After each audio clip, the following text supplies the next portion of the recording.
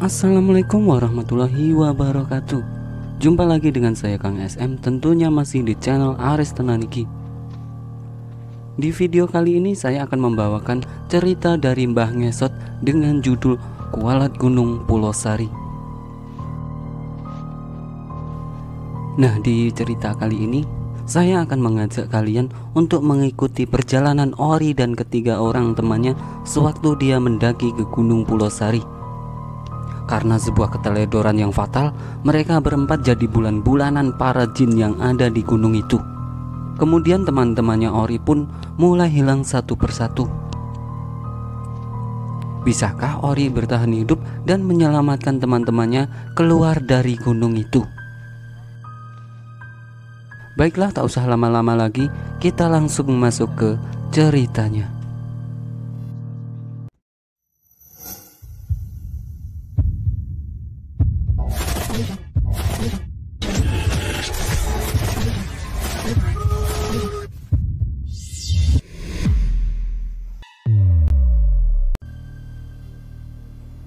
Kami kualat. Sudah 3 hari kami semua terpencar dan tersesat di Gunung Pulau Sari. Ricky yang selama ini kuanggap sebagai orang yang lebih tahu tentang gunung, yang selalu aku turuti apapun yang dikatakannya, sekarang aku mulai meragukannya. Sebab sekarang tingkahnya aneh dan tidak seperti Ricky yang ku kenal.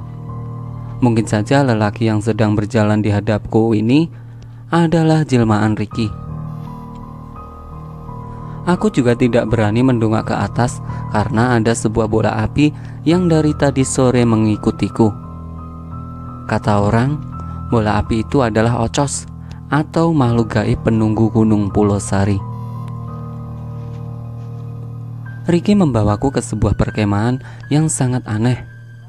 Orang-orang di sana berwajah pucat. Tidak ada kegembiraan sedikit pun yang terpancar di wajah mereka. Cara mereka berjalan pun sama. Kaki kanannya pincang semua. Aku pun mulai takut. Lain halnya yang terjadi dengan Mira dan LD. Mereka juga hilang. Terakhir kali aku melihat LD berdiri di batang pepohonan. Wajahnya penuh darah. Namun ia tersenyum ke arahku sambil yang tak ada manisnya sedikit pun. Senyum yang diiringi lambaian tangan itu justru terkesan mengerikan. Sementara Mira sahabatku, dia dinikahi jin Curug Putri. Aku melihat resepsi gaib itu dengan mata kepalaku sendiri. Aku seharusnya tidak berada di sini. Banyak sekali orang yang berkemah di tempat aneh ini. Ada puluhan orang. Bukan, ini sangat banyak. Bisa jadi ada ratusan orang di tempat ini. Tempatnya seperti lapangan. Kulihat Ricky berdiri sambil mendongak ke langit. Ia menatap bulan. Rick, ngapain kita di sini? Ayo cari LD sama Mira lagi. Ricky tidak menjawab. Lalu aku mendekatinya perlahan lalu menyentuh pundaknya. Ricky. 5 ekor belatung keluar dari kerah baju Ricky.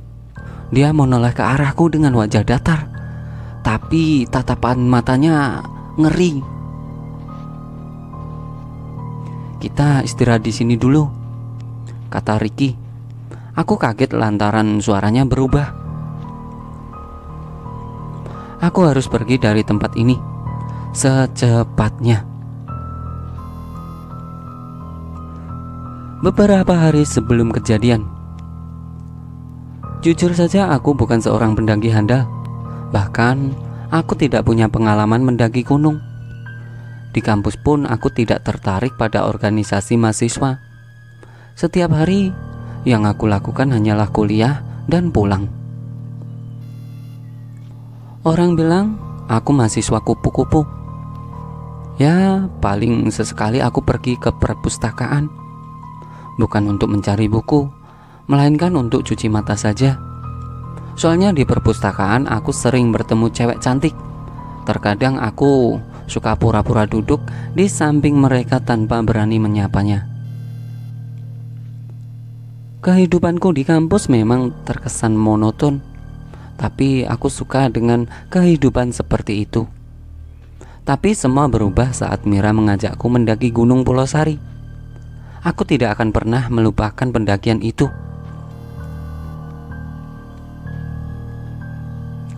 Di akhir semester 5, aku ditelepon Mira, sahabatku. Waktu itu kebetulan aku sedang berkemas untuk mudik. Maklum, aku ini seorang perantau yang kuliah di Pandeglang. Jadi setiap libur semester aku pasti pulang kampung. Halo Ori. Iya, ada apa Mir? Aku menjawab telepon Mira sambil membereskan baju. HP ku jepitkan di antara bahu dan telinga. Woi, kamu belum pulang kan? Ini baru mau, kataku singkat. Lalu ku letakkan HP di atas tumpukan baju dan menyalakan speakernya. Jangan pulang dulu, Ri. Gua punya rencana keren nih. Rencana apaan, Mir? Makan jagung di pinggir pantai lagi? Hahaha, bukan kok, Rik. Itu garing banget sumpah. Ini pokoknya keren deh. Gua jamin enggak akan garing lagi. Iya, apaan? Naik gunung, Ri. Kamu belum pernah naik gunung kan? Enggak pernah, Mir. Dan kayaknya gua enggak ikut deh. Fisik gua enggak akan kuat kayaknya. Lu tahu sendiri fisik gua kan? Angkat galon aja enggak sanggup. Ya, Ri, please ikut dong. Lu tahu kan, om gua cuman percaya sama lu. Gua enggak akan diizinin naik gunung kalau enggak sama lu, Ri. Mira pun merengek. Aku menghembuskan nafas berat. Tanganku berhenti membereskan pakaian. Ya udah, nanti gua anterin izin aja ke om lu. Ri, lu mau kalau gua kenapa-napa terus lu yang dituntut sama om gua? Mendingan ikut aja, kan bisa jagain gua juga. Pacar lu juga ikut kan, Mir? Tanyaku dengan nada malas. Iya, ikut juga dia. Tapi nggak akan seru kalau lu nggak ikut. Aku terdiam sejenak. Siapa yang bakal jadi pemandunya? Kita kan amatir, Mir. Harus ada minimal satu orang yang mahir naik gunung. Nggak boleh sembarangan, bahaya. Ri, kita kesana bareng Ricky, anak kelas B. Dia mahir banget soal pendakian. Ricky memang anak pecinta alam. Dia sudah mendaki berbagai gunung di Pulau Jawa. Aku sangat percaya kalau Ricky yang jadi pemandunya. Naik gunung apa, Mir? Jangan jauh-jauh, Pulau Sari aja, kata Mira. Gunung Pulau Sari memang lokasinya dekat dengan kampusku. Bahkan dapat dilihat dari jendela kelas. Banyak orang juga dari luar kota yang mendaki gunung itu.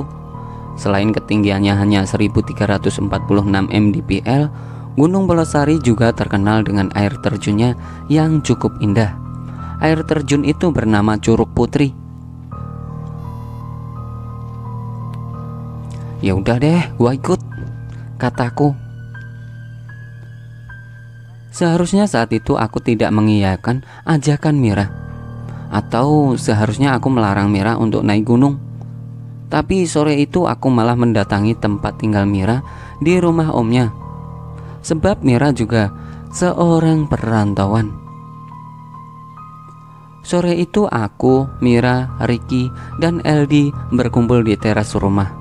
Kami merencanakan pendakian untuk besok. Sudah banyak hal-hal indah yang kami bayangkan saat sampai di puncak nanti. Sayangnya, rencana itu menjadi awal malapetaka bagi kami di Gunung Pulosari. Kami tiba di pos parkiran Gunung Pulosari. Ada beberapa motor dan mobil yang juga terparkir di sana. Penjaga pos meminta data diri kami, lalu ia mencatat dengan teliti. Mereka juga memeriksa tas kami. Mungkin mereka khawatir ada pendaki yang membawa narkoba atau barang-barang lain yang tidak diperkenankan. Kalian tahu larangannya? Tidak boleh bawa minuman keras dan narkoba, jawab Ricky.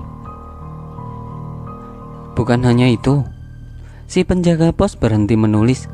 Ia melihat ke arah kami dari balik loket kaca.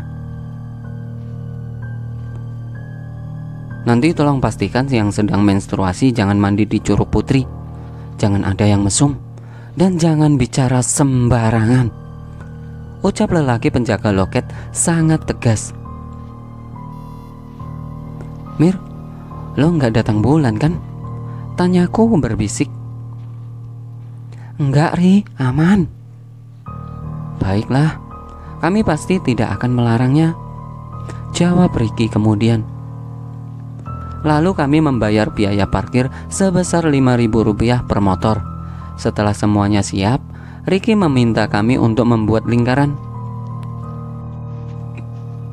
Sebelum melakukan pendakian, ada baiknya kita sama-sama berdoa.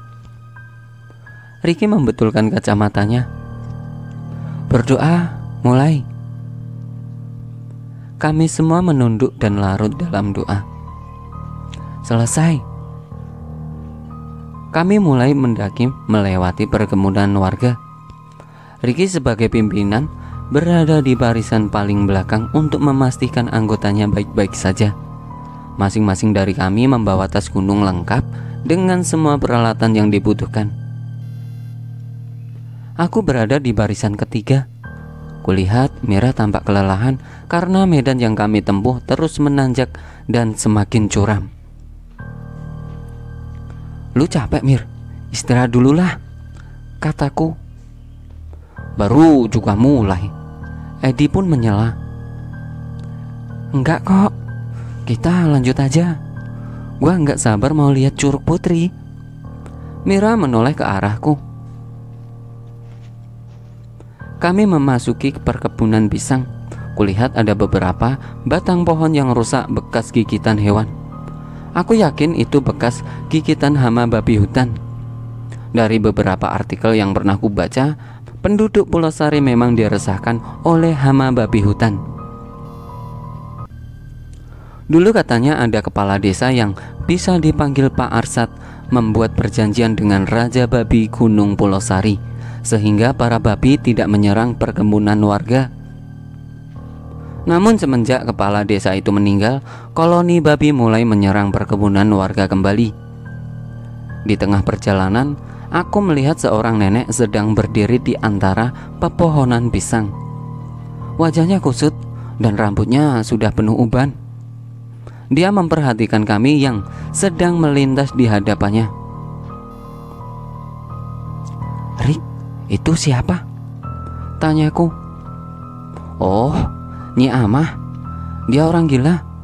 Dia memang suka berkeliaran di sekitar sini, jawab Ricky kemudian. Saat barisan kami melintasi Nyi Amah, aku menoleh ke arah belakang. Ternyata dia mengikuti kami. Aku pun menghentikan langkah. Lihat, dia ngikutin kita. Aku menunjuk ke arah nenek itu. Ricky pun menghampirinya. Ia tersenyum ramah. Nyi, punten jangan ganggu kami ya, Ricky berbicara padanya. Tiba-tiba Nyi Amah terlihat panik. Matanya melotot ke arah kami. Dia malah menunjuk-nunjuk, lalu tergesa-gesa berjalan ke arahku. Kasihan kamu nak. Nyi Amanah menyentuh pipiku sambil merintih. Lalu aku menepis lengannya yang kotor itu. Udah Ri, ayo jalan lagi. LD menarik lenganku. Ricky kembali ke barisan. Kami meninggalkan Nyi Amah. Kulihat wajahnya tampak sedih. Daria kebahan paeh, teriak Nyi Amah dari belakang. Dia bilang kita semua akan mati. Aduh, gue jadi kepikiran dan takut, kataku. Udah, jangan percaya. Sudah aku bilang dia itu orang gila, kata Ricky sambil tersenyum. Kami pun melanjutkan perjalanan. Aku melirik jam tangan, baru jam 10 siang. Tapi semakin masuk ke dalam hutan, malah semakin temaram. Aku mendongak ke langit. Cuaca memang sedang mendung. Rombonganku mulai masuk ke dalam hutan. Jalan semakin terjal berbatu, juga sangat licin. Suara kawanan monyet terdengar sangat mengganggu. Mereka bergelayutan di dahan-dahan pohon sambil melihat ke arah kami. Kenapa, Mir? Tanyaku.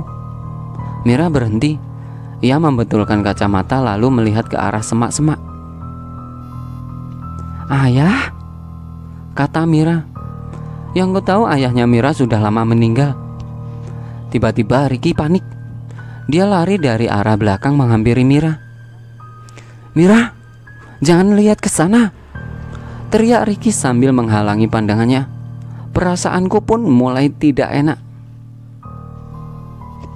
Mira, jangan melamun.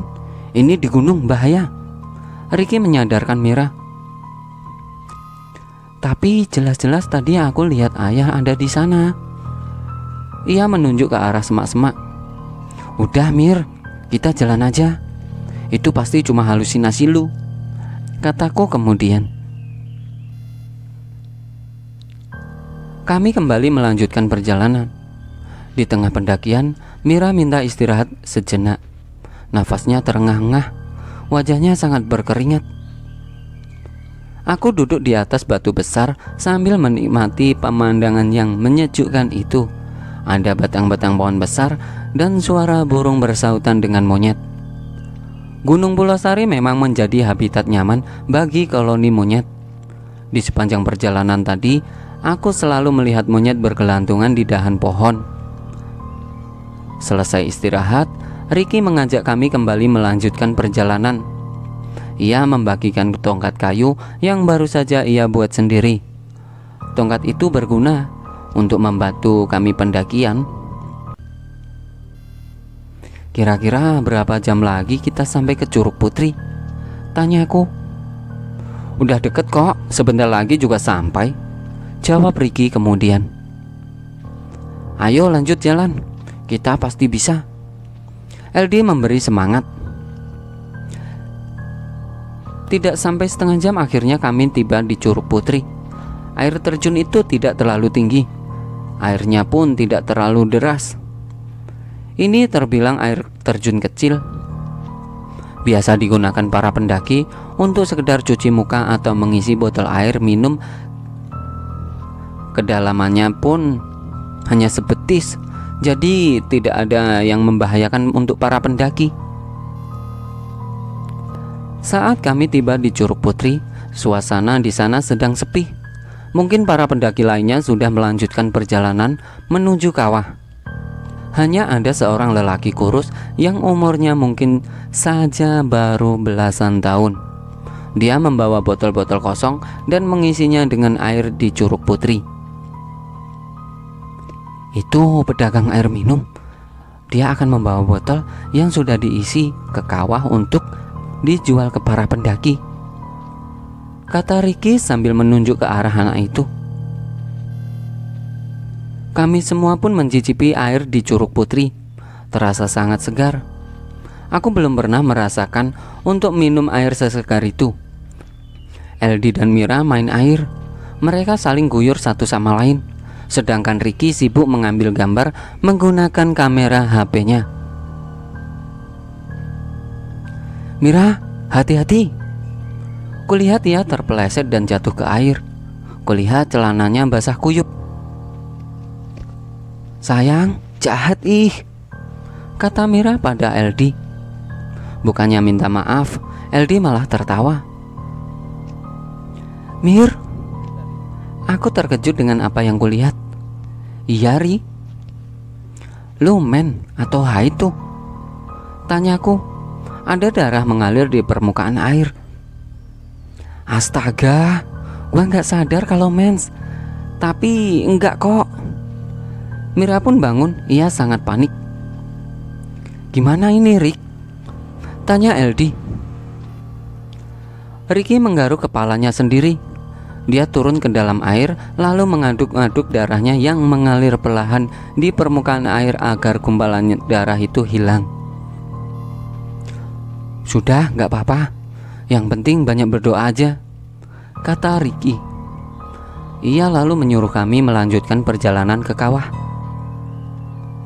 Sesaat sebelum kami meninggalkan Curug Putri, terdengar suara raungan dari langit. Entah suara apa itu. Disambut angin yang berembus kencang menerpa pepohonan. Kami semua menutup mata karena banyak daun kering dan juga debu yang berterbangan. Dan saat kembali membuka mata, Mira menghilang entah kemana. Kami panik, lalu turun kembali ke Curug Putri memanggil-manggil Mira. "Rick, Mira kemana, Rick?" LD menarik baju Ricky. "Gimana ini, Rick?" lanjutnya tanpa memberi kesempatan Ricky untuk bicara. "Ada apa ini?" Seorang lelaki tua muncul dari jalan setapak. Ia mengenakan baju hitam dan celana hitam semata kaki. Ia juga mengenakan blangkon. "Pak, pacar saya hilang, Pak." LD menghampiri lelaki itu. "Siapa itu, Rick?" tanyaku kemudian.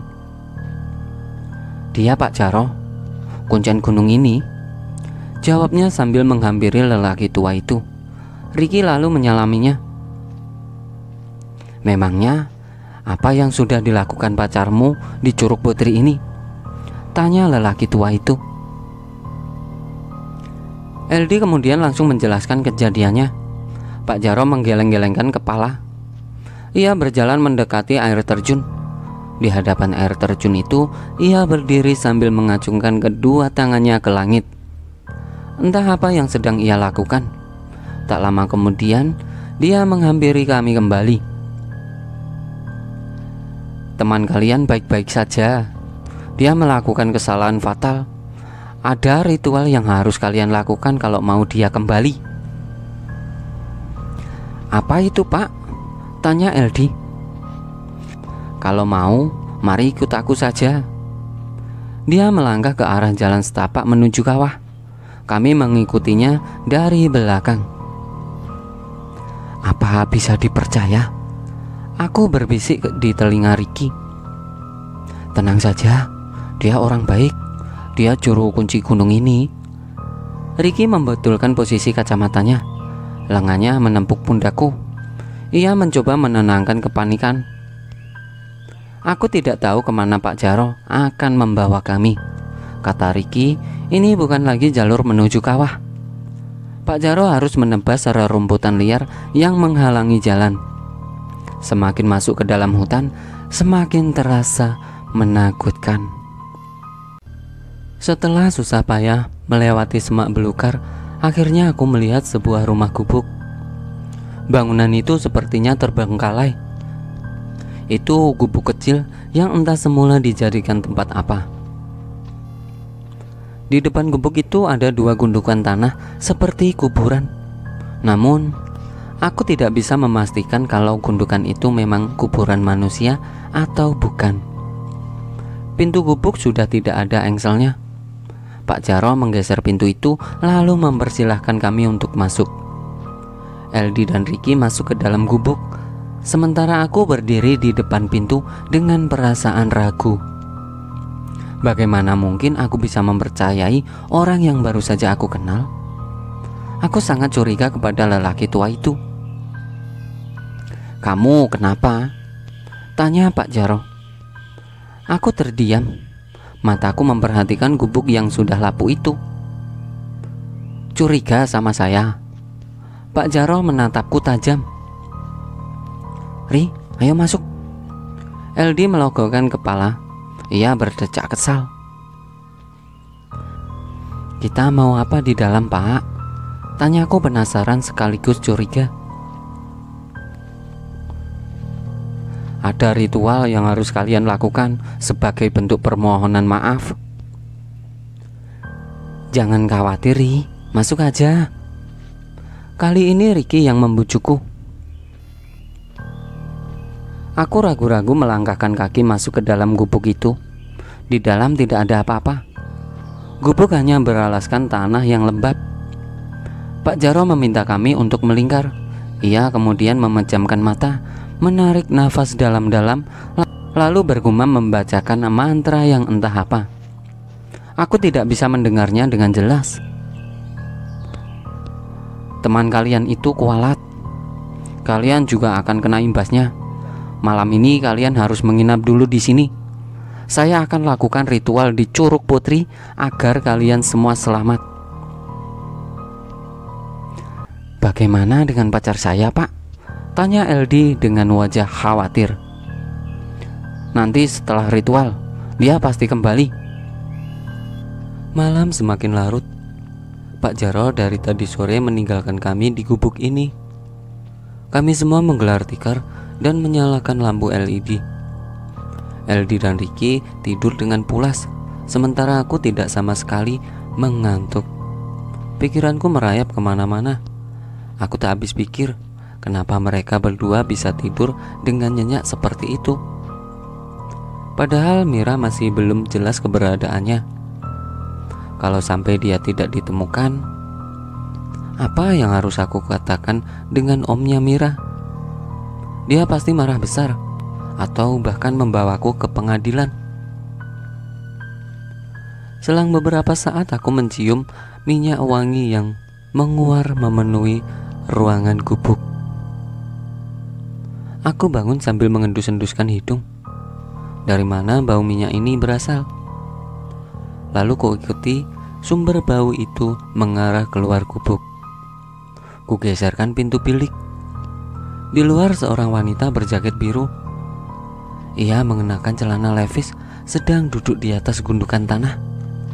Ia berpakaian layaknya seorang pendaki.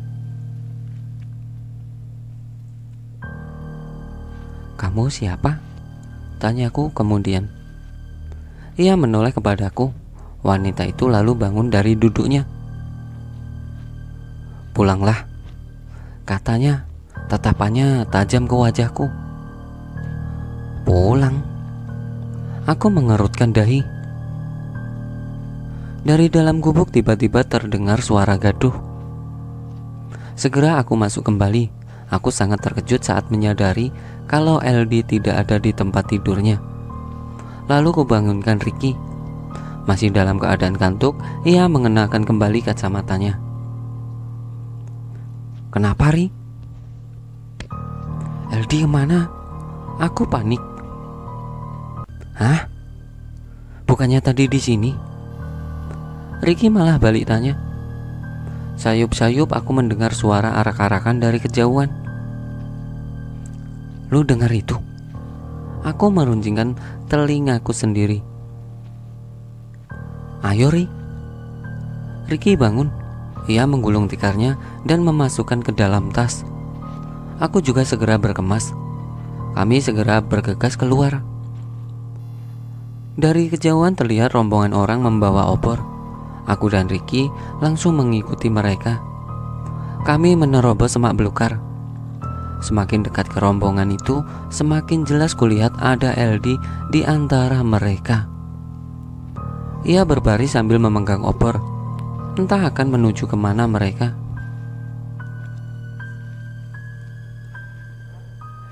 LD! Teriakku sambil terus mendekatinya.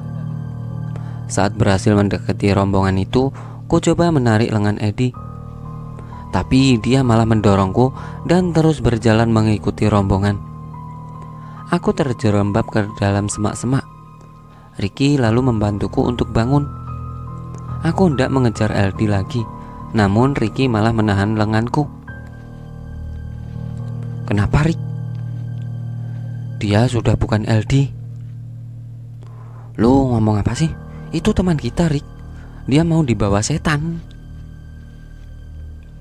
Lebih baik kita pergi saja, Rick. Di sini bahaya. Lu gimana sih? Becus enggak sih jadi pemandu? Aku pun kesal. Ku tepis genggaman tangannya, Rombongan malah semakin menjauh. Tanpa memedulikan Ricky, ku kejar rombongan itu. Mereka berhenti di tepi jurang, kemudian duduk bersila di sana. Hanya LD yang berdiri. Ia melangkah perlahan ke tepian jurang. LD, jangan! Tak sempat aku meraih tubuhnya. LD menjatuhkan dirinya sendiri ke dalam jurang tersebut. Nafasku terengah-engah. Kusoratkan senter ke dalam jurang untuk mencari tubuh LD. Tapi jurang itu terlalu dalam. Aku tidak dapat menemukan LD. Ri, ayo pergi. Ricky memanggilku dari jauh. Rombongan lelaki yang sedang duduk sila di sekeliling menatapku dengan tatapan tajam. Mereka sepertinya marah kepadaku. Lalu segera aku meninggalkan tempat itu. Kami pun melanjutkan perjalanan. Daerah ini sangat tidak aman bagi kami. Kalau kami di sini menunggu Pak Jarol, aku yakin akan ada sesuatu hal yang buruk yang terjadi pada kami. Kita kemana, Rik? Aku sangat takut. Semua kacau malam itu. Ke kawah. Ngapain ke sana?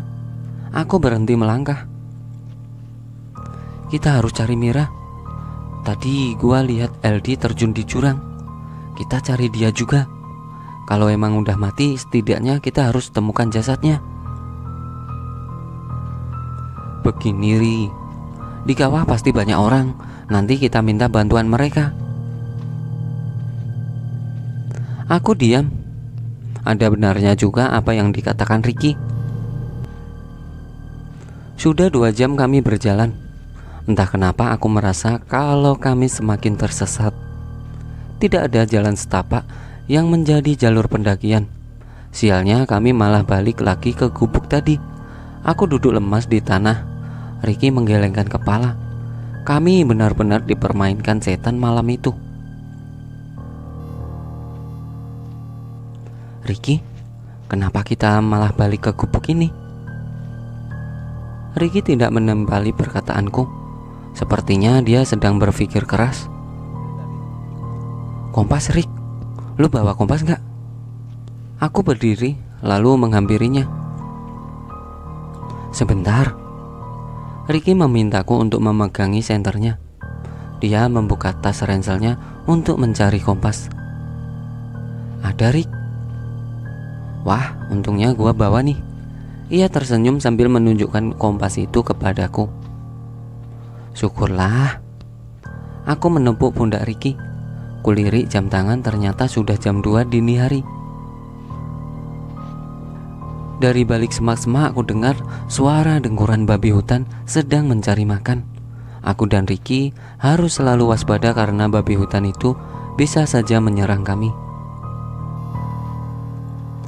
Kita ke arah mana sekarang? Barat, kata Ricky sambil menyesuaikan arah jarum kompasnya. Tak putus asa kami berdua kembali berjalan mengikuti arah jarum kompas. Kali ini aku yakin kami tidak akan balik ke gubuk itu lagi. Ricky yang berjalan di depanku semakin lama, langkahnya semakin cepat. Sampai-sampai aku harus berlari kecil agar tidak tertinggal. Rick, pelan-pelan jalannya, kataku. Ricky tiba-tiba berbelok ke kanan. Aku tidak dapat melihatnya karena terhalang oleh semak-semak. Ricky menghilang. Ku cari dia sambil menyorotkan senter ke segala arah, tetapi tetap saja tidak ada. Ricky. Aku panik. Keringat membasahi wajahku. Ku dengar dengkur babi semakin mendekat. Semak belukar di hadapanku berguncang. Sontak saja aku lari terbirit-birit tanpa arah tujuan. Semuanya jadi kacau. Aku semakin tersesat di gunung ini.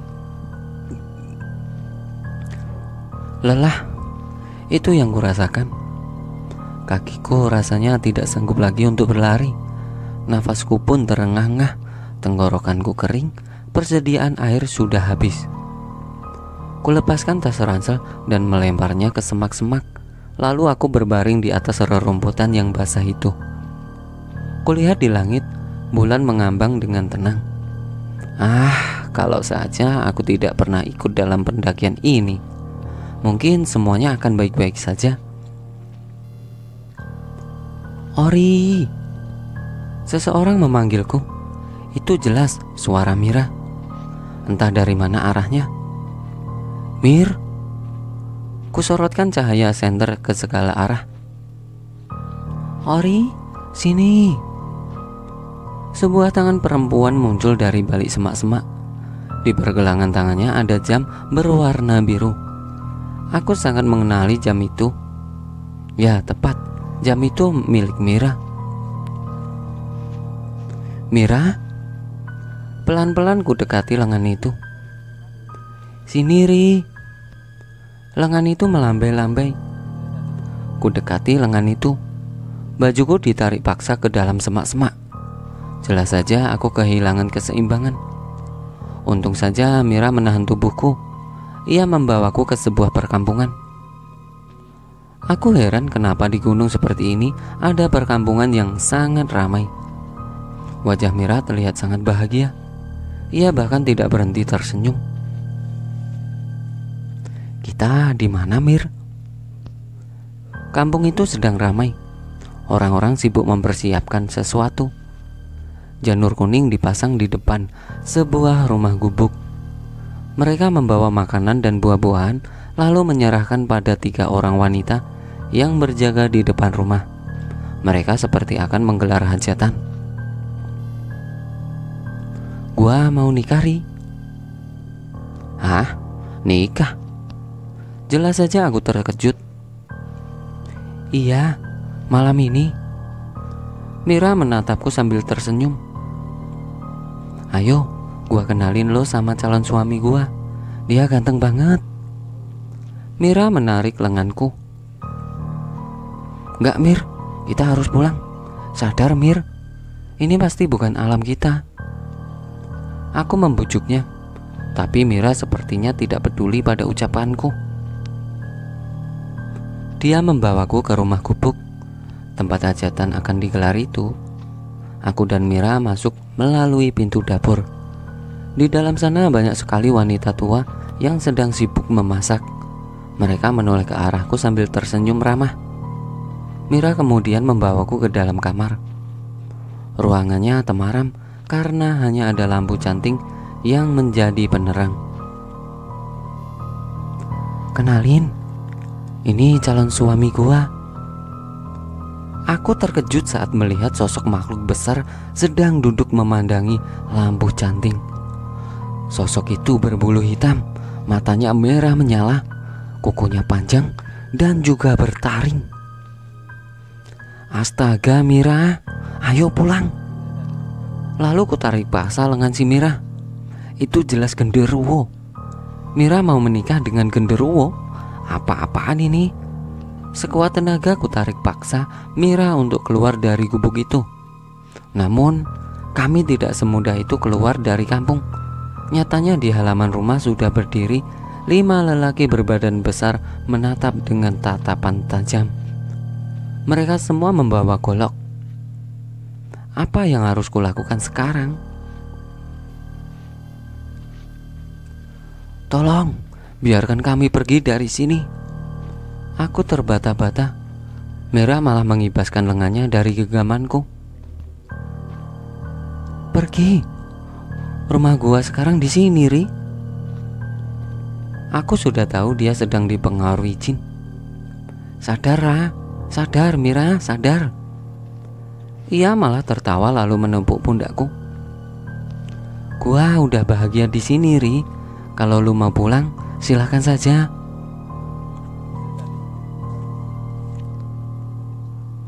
Lima lelaki berbadan besar mendekati Mira. Mereka menuntunnya masuk kembali ke dalam rumah gubuk tadi. Dari belakangku terdengar suara gamelan dan beduk ditabuh bertalu-talu. Pesta pernikahan dimulai. orang-orang berkumpul di depan rumah gubuk. Mira muncul dari rumah tersebut. Ia sudah didandani layaknya pengantin. Wajahnya yang penuh bedak, rambutnya dikonde. Ia juga mengenakan kebaya batik. Kulihat dia tidak mengenakan alas kaki.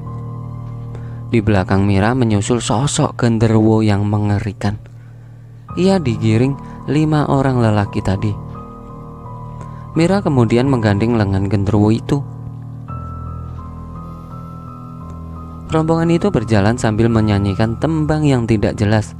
Aku bahkan tidak pernah mendengar tembang itu sebelumnya. Lalu ku ikuti rombongan itu dari belakang. Mira bergandengan dengan genderuwo. Ia terlihat sangat bahagia. Langkahnya anggun dan selalu tersenyum. Berbeda dengan genderuwo yang digandeng Mira, makhluk itu sangat menjijikkan. Ia terus mengeluarkan air liur yang membasahi bulu-bulu hitamnya itu. Tidak lama kemudian rombongan berhenti di Curug Putri. Semua orang duduk sila kecuali Mira dan genderuwo. Aku bersembunyi di balik batang pohon, menyaksikan resepsi pernikahan gaib itu. Sangat berbahaya kalau aku mengacaukannya. Bisa-bisa aku mati dibunuh mereka. Entah ritual pernikahan macam apa itu, tanpa ada penghulu atau pendeta yang menikahkan mereka. Aku mual saat Mira berciuman dengan genderuwo yang mulutnya penuh dengan air liur itu. Setelah itu Mira menatap ke arahku. Kedua matanya merah menyala. Aku segera kabur dari sana. Aku harus segera pulang, mencari bantuan untuk menyelamatkan Mira. Dari Curug Putri ku susuri jalan setapak yang merupakan satu-satunya jalur pulang. Ku percepat langkah, sesekali kakiku tergelincir karena menginjak batuan yang licin dan berlumut itu. Lalu cahaya senterku menyinari sosok lelaki yang sedang duduk di tengah jalan. Semakin dekat, semakin jelas terlihat kalau itu adalah Ricky. Aku menghembuskan nafas lega. Dia terlihat sedang sibuk membetulkan sesuatu. Rick, kemana aja lu? Lu malah ninggalin gua sendirian. Rick, gua cari-cari dari tadi lo. Ricky menoleh ke arahku. Gawat Rick, si Mira nikah sama genderuwo. Kita harus cari bantuan buat tolong dia. Ricky malah tertawa. Ada-ada aja lu, masa nikah sama genderuwo? Ia kembali membetulkan kompasnya yang tampak sedang rusak itu. Serius Rick, gue lihat tadi. Aku lihat sendiri. Lebih baik kita pulang dari sini sekarang. Nanti di kampung kita cari orang pintar buat bantu Mira. Iya, kita pulang sekarang. Ricky pun bangkit dan meraih kembali senternya. Jangan terburu-buru Rick, nanti kita terpisah lagi, kataku kemudian. Kali ini aku yang jalan paling depan, sementara Ricky di belakangku. Semakin lama aku merasa ada yang aneh dengan Ricky. Dia sering sekali meludah, lalu tiba-tiba tertawa tanpa sebab, dan suka meracau sendiri. Itu bukan seperti Ricky yang ku kenal. Ricky, lu jalan paling depan aja, pintaku. Sengaja aku menyuruhnya jalan paling depan agar bisa memperhatikan lebih jelas lagi tingkah anehnya. Oh, siap Ri, katanya sambil tertawa. Dari belakang ku perhatikan Ricky. Dia lagi-lagi meludah dan tertawa tanpa sebab. Rick, lu kenapa sih? Hah? Gua baik-baik aja kok, katanya sambil tertawa lagi. Ku coba untuk tetap tenang dan tetap mempercayai Ricky. Namun aku tetap waspada. Sialnya 3 hari sudah kami susuri jalan setapak itu, tapi tak kunjung sampai ke perkampungan warga. Aku malah merasa semakin tersesat di gunung itu. Persediaan makanan juga sudah habis. Wajahku pucat berantakan. Tidak kulihat wajah cemas sedikit pun pada Ricky. Ia terlihat tenang seperti tidak ada masalah apapun. Ini adalah malam ketigaku di Gunung Polosari. Ricky yang selama ini aku anggap pemimpin regu, yang perkataannya selalu kuturuti, sekarang aku mulai ragu padanya. Dia bukan lagi Ricky yang ku kenal. Tingkahnya aneh. Ia selalu bilang kalau perkampungan warga sudah dekat, tapi nyatanya kami tidak pernah sampai ke sana. Aku masih di tengah hutan, gelap dan penuh suara dengkuran babi. Belum lagi bola api di langit yang belakangan ini mengikutiku. Kata Ricky, itu adalah Ocos, salah satu makhluk gaib penghuni Gunung Polosari. Di tengah perjalanan aku menoleh ke sebuah pohon. Ada yang aneh di sana. Tampak LD sedang berdiri di atas dahan pohon. Wajahnya penuh darah. Ia malah melambaikan tangan padaku. Wajahnya meringis seperti sedang kesakitan. LD? Aku menyipitkan mata. Rick, itu si LD. Kutepuk pundak Ricky. Dia berhenti lalu melihat ke arah pohon yang kutunjuk. Mana? Gak ada. Timpal Ricky sambil tertawa cengengesan. LD memang menghilang dari belahan pohon itu, tapi aku melihatnya di antara semak-semak. Ia lari menjauh dari kami. Kuarahkan cahaya senter ke tempat yang lebih jauh, namun dia sudah menghilang. Kami lalu melanjutkan kembali perjalanan pulang. Malam ini kita berkemah di sini dulu. Ricky menoleh ke arahku. Tanpa perlu persetujuanku, ia melangkah masuk ke perkemahan itu. Perkemahan itu ramai sekali. Banyak tenda warna-warni yang didirikan di sana. Aku berjalan masuk ke perkemahan itu. Orang-orang di sana berwajah pucat dan seperti bersedih. Kulihat Ricky berdiri, mendongak ke langit sambil menatap bulan. Aku tidak tahu apa yang sedang ia lakukan. Ricky? Bukan. Dia itu bukan lagi Ricky. Lihat saja, tatap matanya mati. Ada belatung juga yang keluar dari kerah bajunya. Suaranya pun berubah, terdengar seperti suara seorang kakek-kakek. Aku mundur beberapa langkah, lalu lari meninggalkannya. Aku menjauh dari perkemahan misterius itu, menyusur jalan setapak, mengikuti kata hatiku. Langkahku terhenti saat mendengar seseorang batuk. Suara itu berasal dari balik pepohonan. Lalu kuarahkan cahaya senter ke sana, dan muncullah seorang nenek yang sedang menggendong kayu bakar. Ia menoleh ke arahku lalu nyengir. Giginya yang hitam terlihat jelas tersorot sinar senterku. Aku perlahan mundur dan tetap waspada. Bisa jadi dia bukan manusia.